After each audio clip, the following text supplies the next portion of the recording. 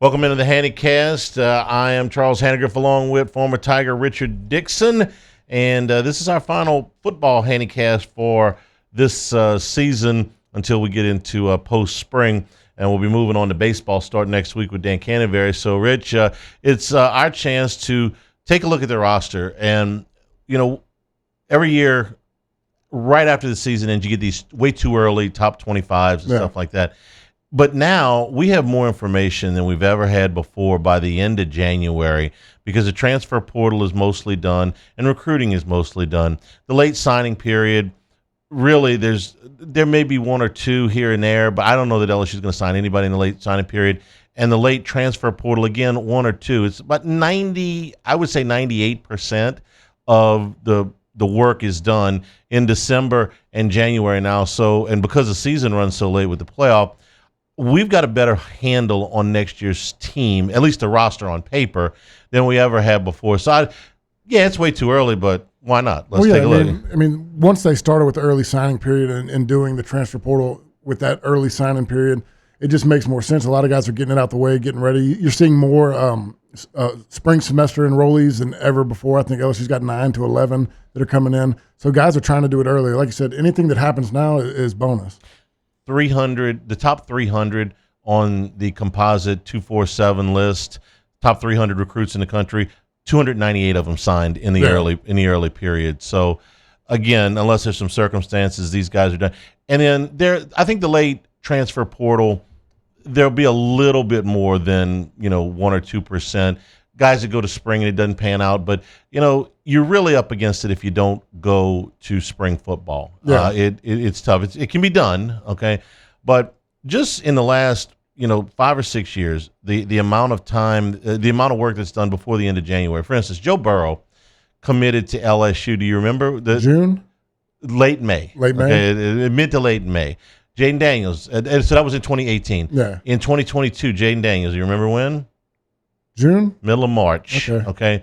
If I submit to you that if Joe Burrow and Jaden Daniels had been in the transfer portal in the current climate, they would have been signed by the end of December. Yeah. By New Year's Day, they would have found a new home. That's just how the climate has changed just in the last 6 years. And Joe Burrow was more to do a graduation. He had to graduate. He was graduating from Ohio State in May. But he would have committed. Yeah, I think it had been the current climate. So what we're going to look at is in a lot of these way too early top 25s, LSU's anywhere from 5 to 10.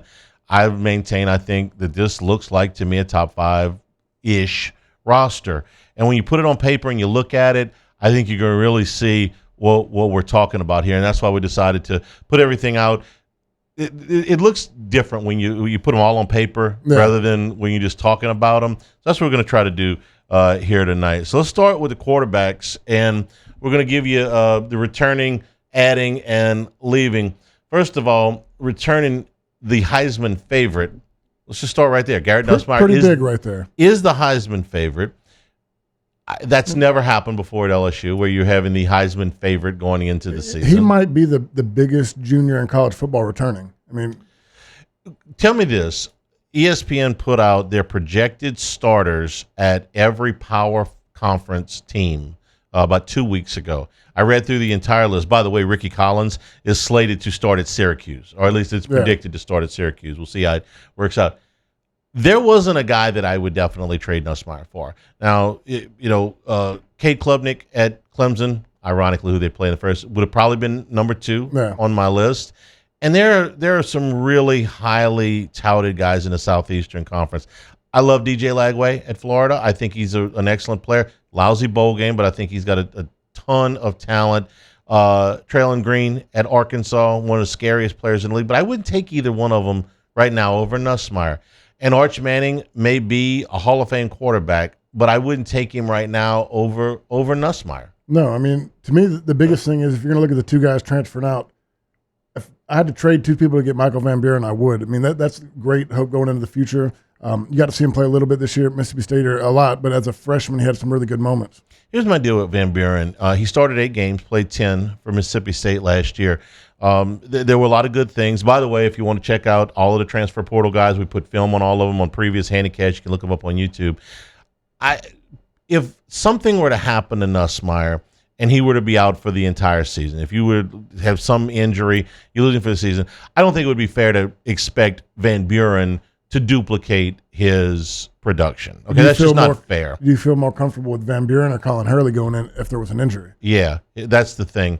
If there's a minor injury, if Nussmeier turns an ankle and has got to miss 2 games or even 4 games, I feel pretty good about Van Buren being able to go in there and he can win games. Could he win them all? Could he produce at the level that Nussmeier was? Nussmeier's in his 5th year. Van Buren's in his 2nd. It's not fair to ask him, but I think 8 games under your belt as a starter in the SEC is invaluable. I'm like you. Getting him is one of the best insurance policies, and maybe in 2026 he is LSU starting quarterback. But for right now, he fills a very necessary spot in the two When deeps. I talk to people about it, I'm like, why are you so excited about a guy that you got to be a backup? Well, it's all about, like, first of all, security, and then knowing what you got coming forward. And we hope the best for Colin Hurley in his recovery from the automobile accident. Hopefully he'll be able to participate and move forward. We're brought to you by Marucci Sport, the Hitter's House, Marucci Sports, Hitter's House at 5801 Segan Lane, and now on Airline Drive in Metairie. Members' privileges include 24/7 access to the members-only cages, bullpen cage reservation opportunities, 15% retail store discount, and, of course, all of the Marucci aluminum and composite bats. Founded and operated by current and former big leaguers, Marucci quality, committed to providing athletes at every level with the tools they need to be successful. Check them out at MarucciSports.com. Let's move on to the running backs. So first of all, bringing back Caden Durham, who over 750 yards, averaged over 5 yards a carry, 5.4 yards per carry. That's a great place to start. Caleb Jackson now feels like has been here a while. And if you look at the backs here, Juwan Johnson, who I guess for the moment is going to stay at running back. We'll see if they move him around a little bit, look real comfortable with the ball in his hands. And then you bring in Harlem Berry, who's the number 1 back in the country, along with JT Lindsey. This is pretty good. Now, Josh Williams played a lot of football for LSU, so I don't want to act like they're not losing anything, but I feel real good about Durham, Berry as your 1-2 punch. Jackson, who I'm delighted stuck around, even though his carries were limited this year, because he is the one big back that they have.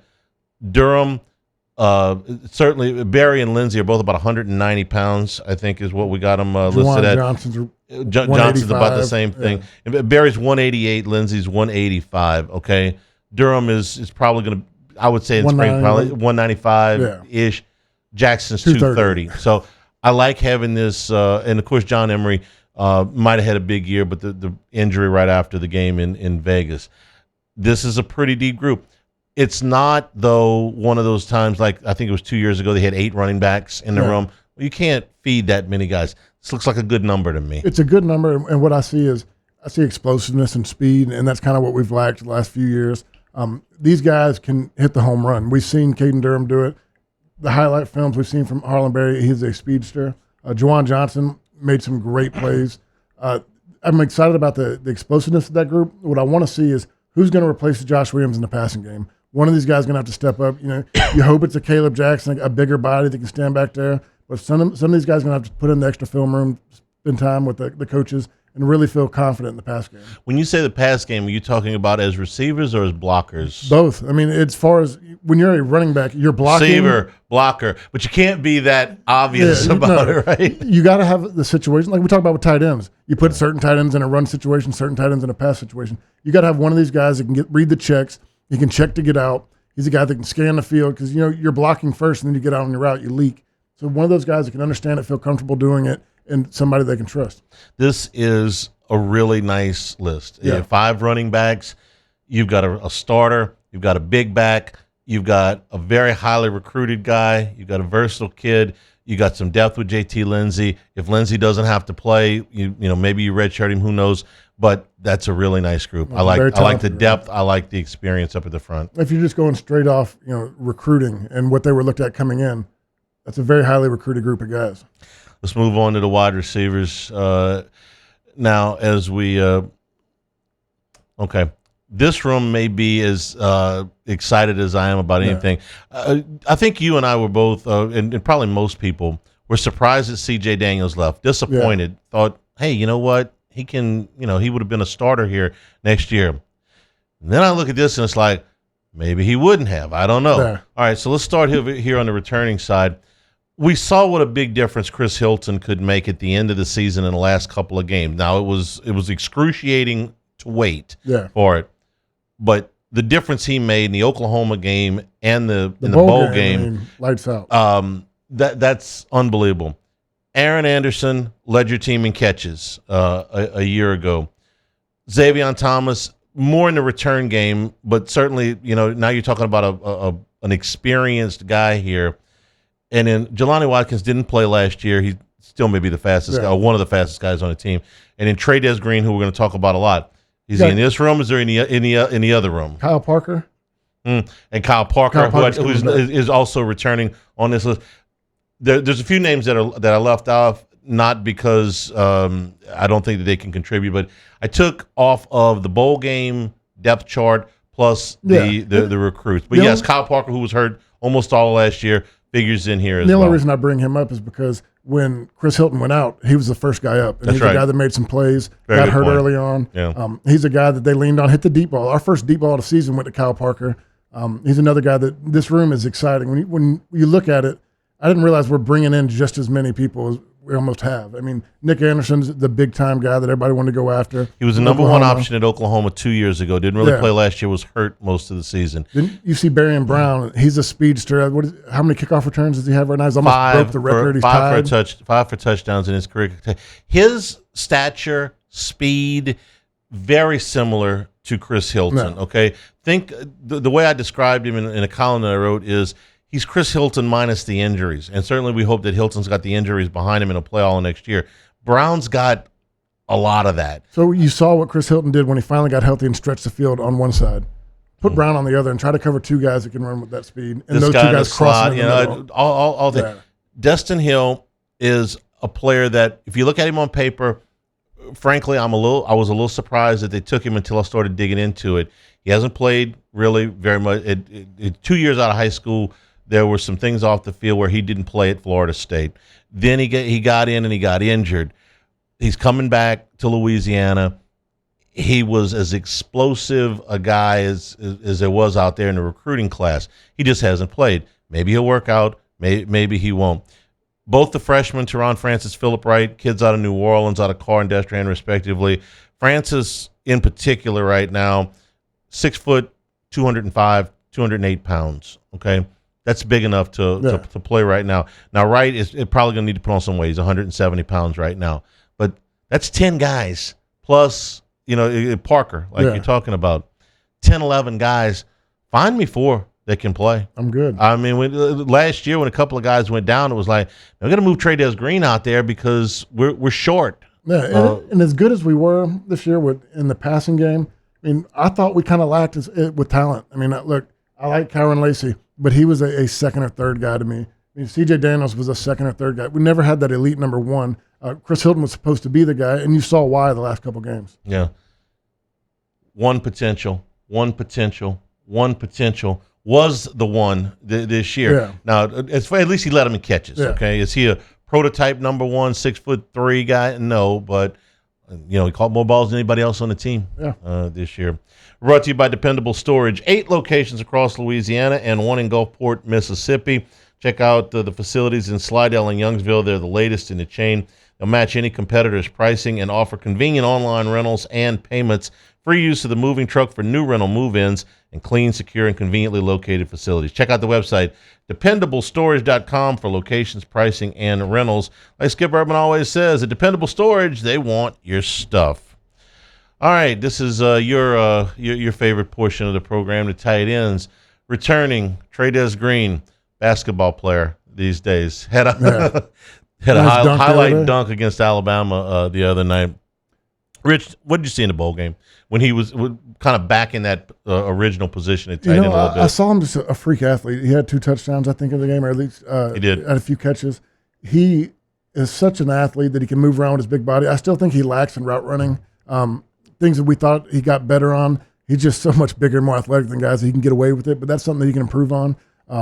I think he's good. He's a willing blocker. He's a guy that goes in, puts his head down. I think another year of learning, bulking up, getting stronger. There's something he can do, because this is the first time that you've put this screen up that I say we might take a step back. Anytime you lose Mason Taylor, a guy that has career records, that had over 1,000 yards or whatever it was, and the production he has, the guy we leaned on him in third down, it's tough to come back from. Now, Bauer Sharp is a guy that looks promising. He was a guy that I think led Oklahoma in receptions this past year, yeah. Donovan Green played a lot 2 years ago. 2 years ago, he was injured last year at Texas A&M. More of a blocking tight end. He's probably the biggest tight end as far as weight in this group. I don't know what J.D. LaFleur is going to report at, but Green is 200. I got him listed at 265 pounds, which I think is going to be the biggest of all these guys. LaFleur played at Sulphur last year at 245, and Green probably about the same, about 245. In the offseason, when you were working routes and stuff like that, what was your routine? Because while I'm happy that Green is playing basketball, it's going to keep him in shape and all that stuff. Man, how much time do you have to spend working routes? It's a lot. I mean, we worked out. He's not going to be on the football's workout program. We worked out Monday, Wednesday, Friday, did speed Tuesday, Thursday. Every Monday, Wednesday, Friday, you did a workout. You spent 30 minutes running routes, catching balls. On Tuesdays, you caught 200 balls after practice. Like that, you spent time with the quarterbacks and guys after lifting weights, after doing conditioning. And there's a lot of work you did in there. I mean, we ran routes every Tuesday and Thursday. So him missing out on that, I don't know. There could be a special deal that got worked out with him where he's still training with the football team in the morning, going to basketball in the evening. I'm not sure. But you do miss time. I mean, my brother that wanted to play baseball as a tight end, Miles did not like him leaving the spring. He was a guy that needed to be in the weight room, needed to bulk up. So he didn't want him over there on the baseball team. Miles wouldn't let Chad Jones leave spring practice. Yeah, I mean, it was tough. Now you talk about a tight end, guys who have to be bulkier. So you do miss time, but like I said, he's such a freak athlete. His conditioning is going to be great. Maybe the basketball, working with his feet, as long as he finds some time to work on his route running. But this is the first time I have questions, because Donovan Green, like I said, he's a big, bulky guy. Hadn't played a lot the last 2 years. J.D. LaFleur's dad is, in my opinion, the best guy to come through LSU. He's the only first-round draft pick. So there's promise there. But I really hated to lose Kamari and Pimpton. And Mason Taylor, I get it. But this is right now, I see great athleticism and great pass catchers. I got questions about who's going to be blocking. Yeah, and I think that's why Green was important. By the way, he caught, I think it was 22 balls 2 years ago for A&M. So it's not like he's incapable of catching the football. I feel okay here. I'm where Green ends up. How many tight end snaps? How many wide receiver snaps? Slot snap? I think you can use him all over the place.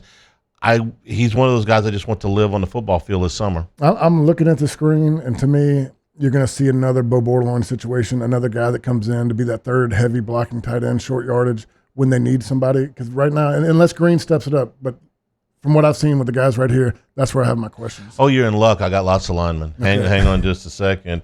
With 25 years of experience, Lake Urgent Care is dedicated to providing quality care close to home. They treat minor illnesses and injuries for ages 3 months and up at 17 convenient locations in Baton Rouge, Hammond, Livingston, and Ascension Parish. Plus, they offer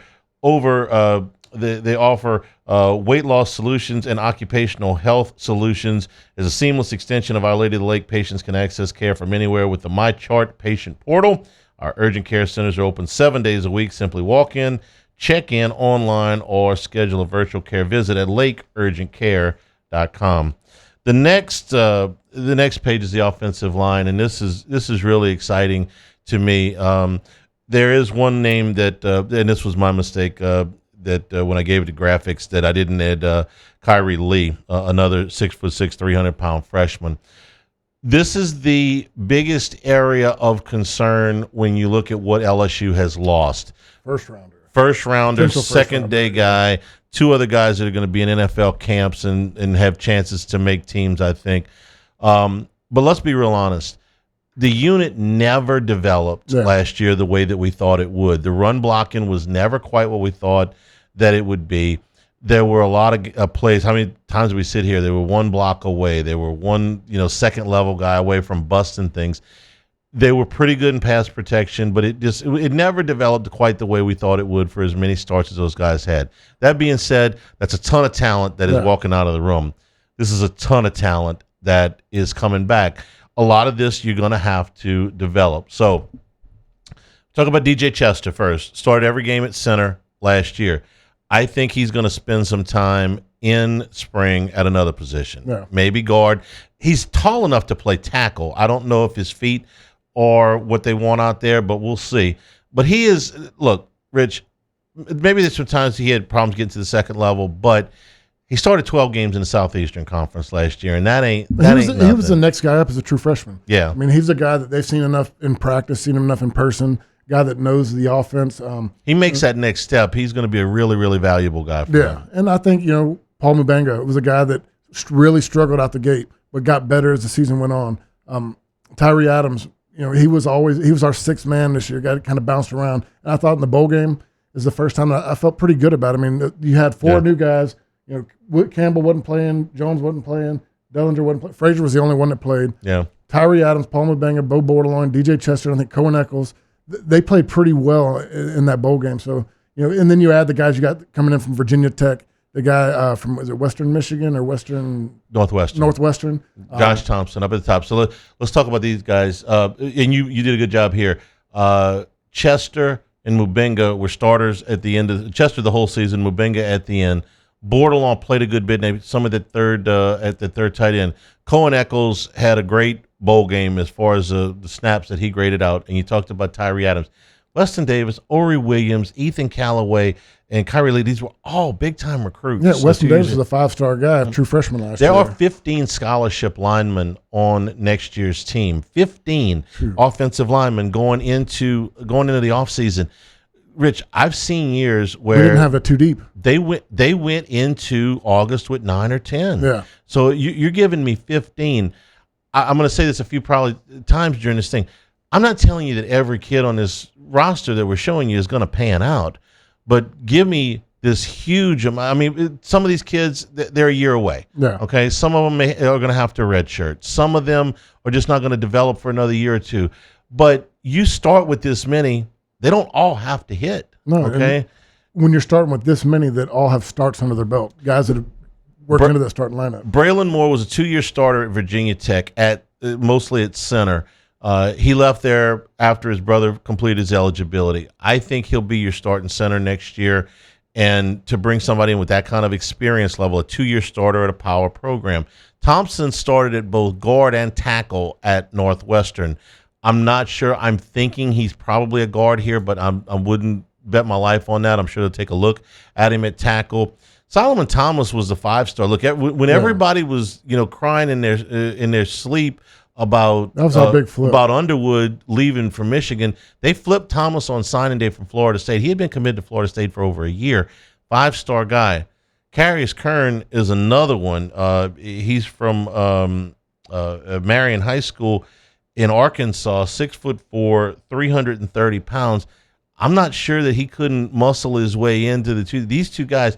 Now, Bordelon and Miller are probably more developmental guys, but you never know. Miller's 341 pounds, probably going to need to drop some weight.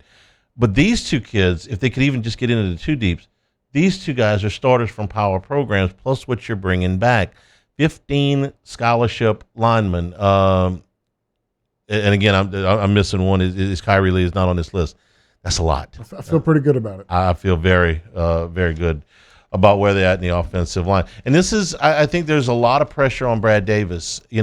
He's got to make these. This is premium ingredients for the gumbo. Yeah. But the gumbo, just because you get, great shrimp and great crab, and you got to make a roux. He's got to figure out how all of this works. Yeah. Okay. But you have everything that you need here.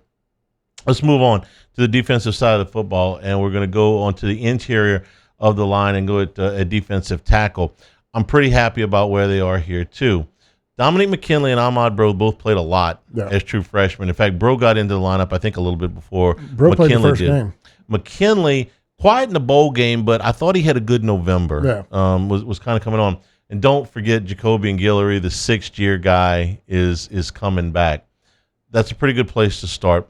Sadir Mitchell is from Texas. He's 350 pounds. This was a Bo Davis recruit at the University of Texas. Frankly, did not play very much there. Was kind of a spot duty guy. I don't know. Maybe he's just a goal line guy. Maybe he's just a short yardage guy. Maybe he'll emerge here. But Davis liked him enough to recruit him at Texas and recruit him here. I think I said it in our previous shows, but you don't recruit a guy twice if you don't like him. That's There's right. something that Bo's seen that he really likes about him. That's 4. Okay, this is all guys that have played at the power conference level. The incoming freshman, Williams, Battle, Matheson, Brown, I've got them in 2 categories. Williams and Battle are the big guys. Williams is 340 pounds, Battle's 320.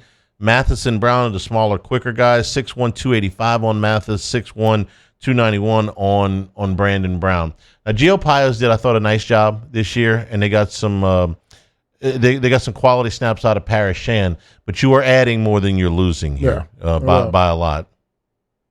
It's a good list. I mean, I loved everything I saw from Ahmad Bro. He got better each and every week. Bringing back Jacobian Giller, he's going to be the leader of that defense, the guy that gets everybody going. I mean, he was a big part of it. And then McKinley, we know who he is. He's a 5-star guy. Really came on later in the season, ended up with 3 or 4 sacks. Looking good on that side of the ball. If you can get one of these freshmen to play, and Mitchell can give you some snaps, it's a 5-person defensive tackle rotation. It's been a minute, okay? I can remember I think it was 2017, LSU went to Florida in early October, and Greg Gilmore and Christian Lockhart played like 98% of the snaps or something like that. I think they were down to 2 linemen. They were. There have been times over the years where they just haven't had very many guys. Yeah. Last year was another one. It's not like they were overflowing with guys. They have a chance here to have a legitimate defensive tackle rotation of 4 or 5 guys. And again, I'm not telling you all 4 of these freshmen are going to play. I'm not telling you that any of them are going to start. If you can get the production out of one of those freshmen that Ahmad Bro, one of the freshmen that Ahmad Bro, Dominic McKinley made you're in a pretty good spot. This guy coming back could have just a monster year. Yeah. I'm rooting for him because he has put the time in. Mm-hmm. He's really done a nice. Look, he was a big time recruit coming out, and this is one of the guys that we were looking so excited for this year. Got the injury, but we're excited to have him back this coming year. We're brought to you by Bayou Apparel, helping local businesses communicate their message since 2009. As one of only a few local LSU official licensees, Bayou Apparel offers the highest quality products to showcase your brand, whether you've got an established one or a new one. Bayou Apparel design experts help you create eye-catching designs. They fit your company's message. They do logos, event T-shirts, and promotional items for your business. Call 225-928-9090. Go to the website at bayouapparel.com. Defensive end, the edge was a place where LSU absolutely had to have some guys coming back.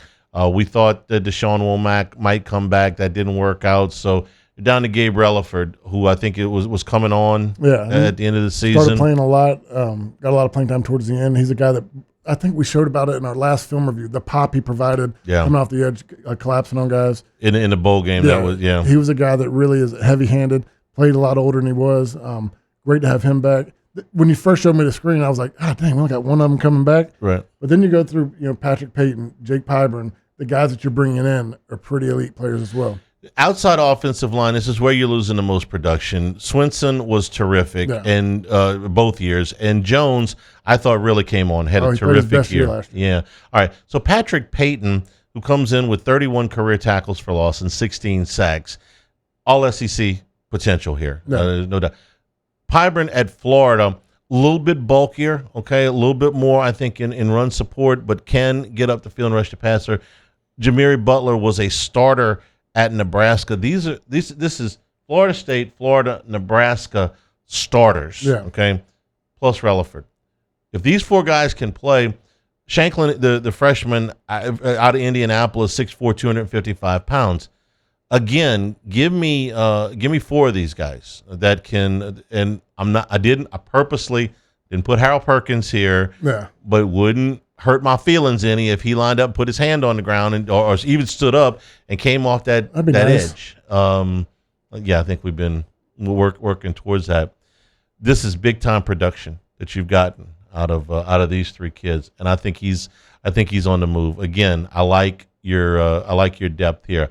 If they had added one more, it wouldn't have broke my heart. But again, I kind of look at Perkins as potentially, hey man, if you need one more, so Ocean's 11, right? You think we need one more? We need one more. All right. Well, if you need one more, Perkins might be the guy. Put him on the edge and let him go get 10 sacks this year. Yes, Wouldn't that be fantastic?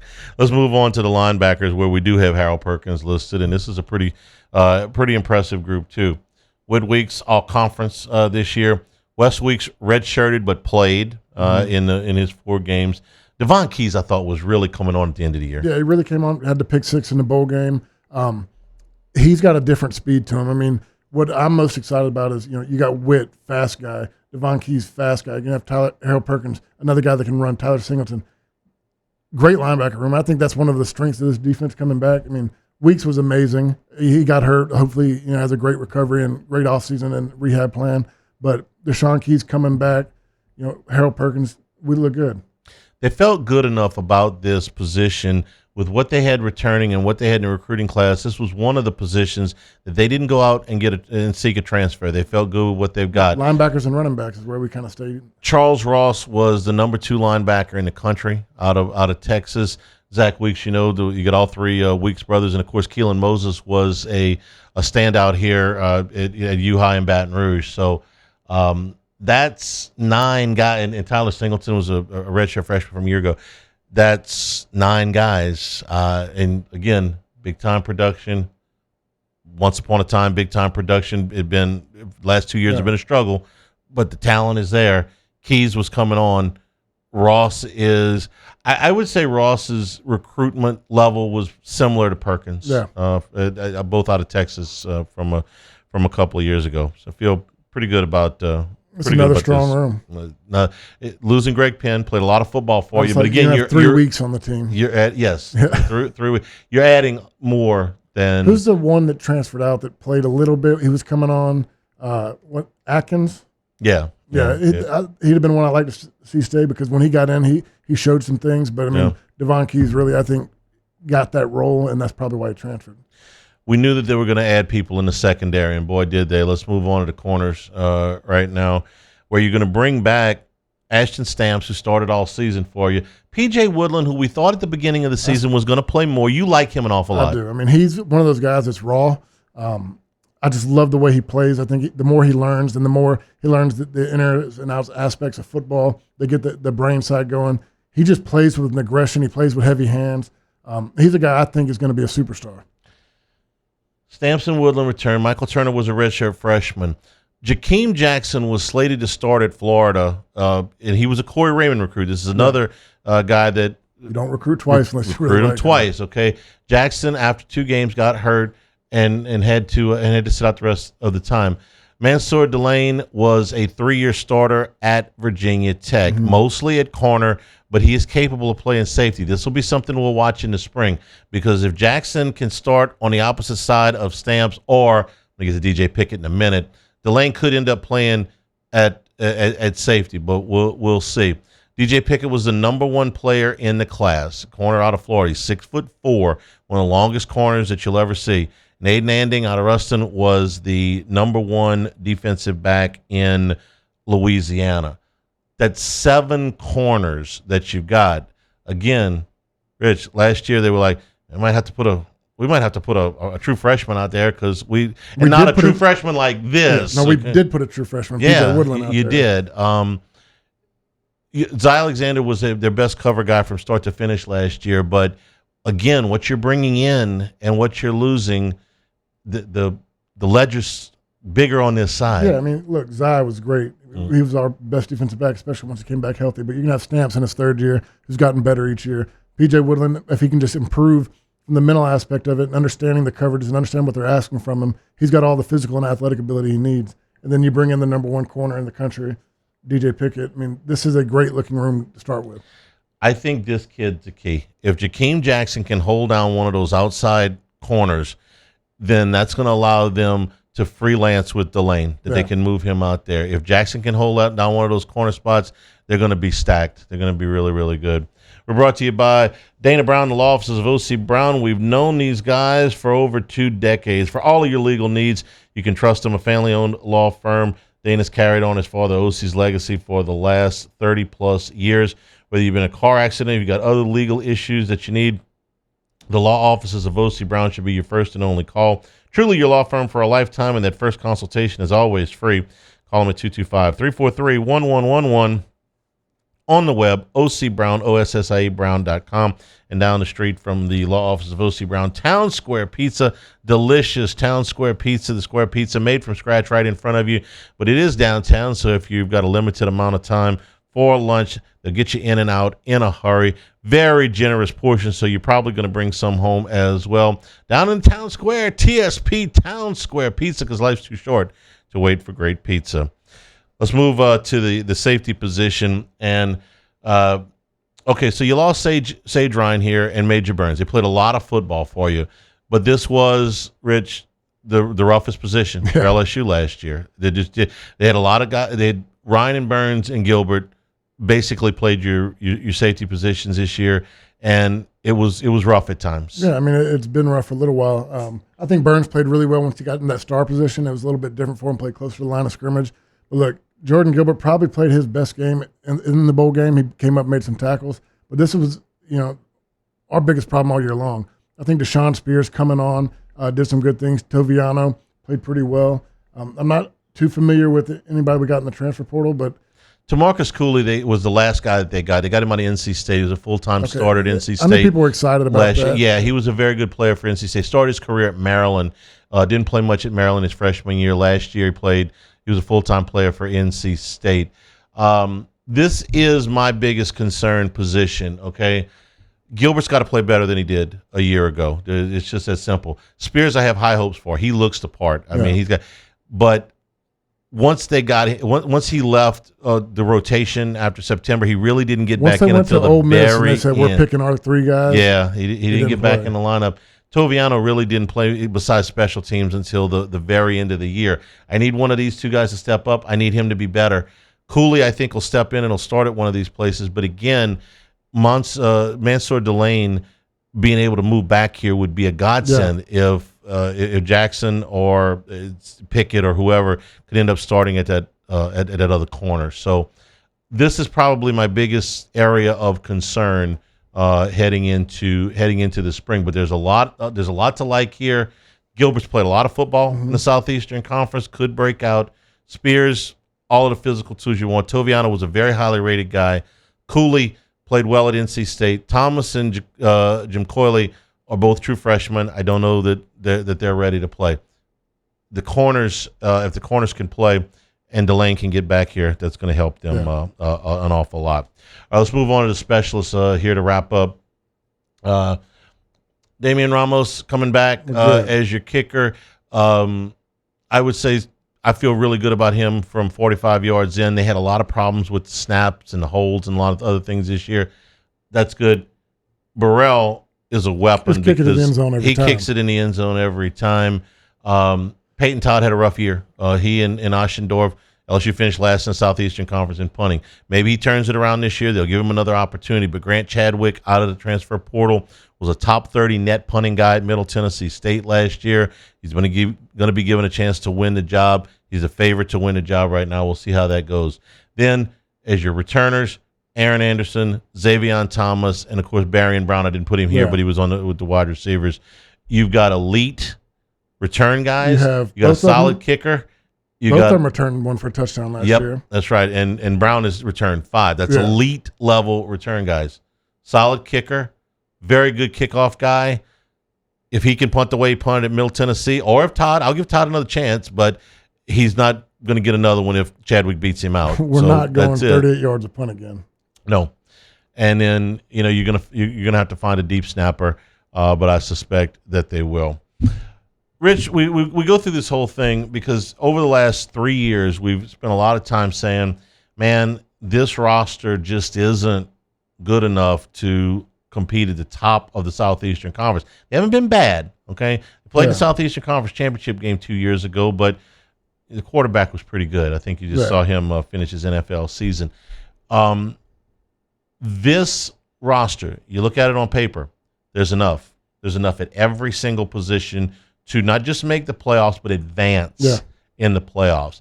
The pressure's on the coaching staff this year. They have done the job at assembling. They went out in the transfer portal. They recruited very well, even with a couple of late hits in the recruiting class. It was still a very good class. You got Garrett Nussmeier coming back. Garrett Nussmeier coming back is the biggest key to me. You got the Heisman Trophy favorite Doesn't mean he's going to win it. Doesn't mean he's going to be the first quarterback picked in next year's draft. And I know a lot of people would like to see him take off and run a little bit more than he has. But that fifth-year quarterback, man, the last two guys that were winning their fifth year, they did win the Heisman. Yeah. This guy's the favorite. Well, there's enough.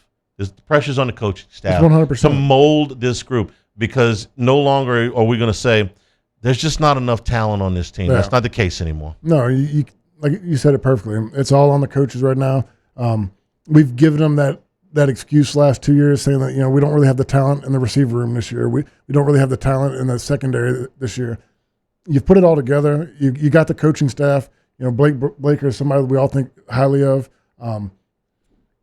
They returned all but one of the coaches. They still have to hire a tight ends coach. Yeah. Okay, but you at one point I think you had 5 defensive line coaches in a 6-year period or whatever. You got stability in the coaching staff. Kelly knows what the score is. You've got all the players now. I'm ready. Fast forward maybe about 4 months. So like I said, if you didn't look at the roster before, take a good look now. Pretty close to top 5 in the preseason. Been great working another season with you, but you're going to be back. So we may pop one in here post-spring. But next week on the Handycast, we will turn our attention to baseball, which is just a couple of weeks away from the start of the regular season. For Richard Dickson, I'm Charles Hanagriff. This has been the Handycast.